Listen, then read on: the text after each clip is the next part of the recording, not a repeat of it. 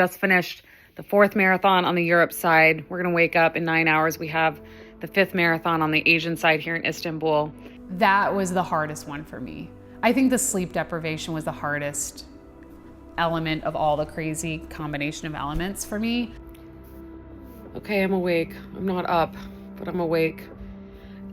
And today might be the day. Today might be the run walk day. I only got 4 or 5 hours of sleep, and it was really hard to get food yesterday after the race. There's just really important parts of like having fuel and having sleep that we're not just running on fumes, we're running on less than that.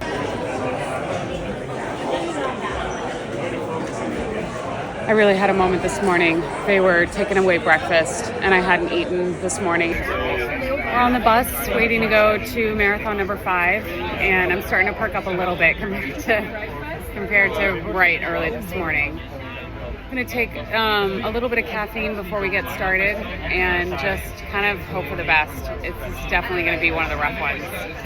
That was the marathon for me, that I had to just put my head down and say, it's just a matter of time. You just have to keep going.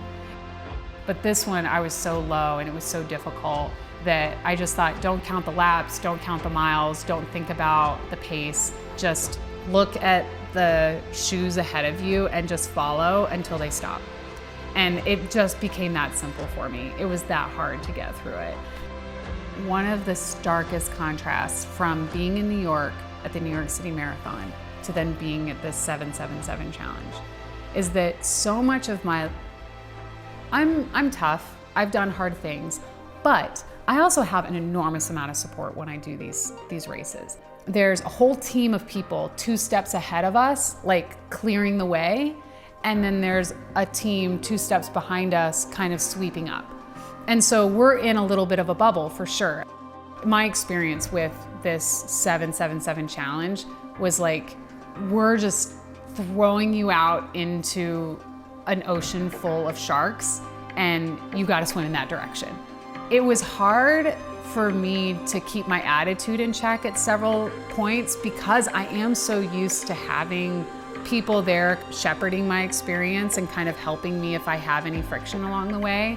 But it also was like kind of thrilling to think I'm just one of the crew. There's no pit crew for Jenny at the 777 challenge. And that was a point of growth for me.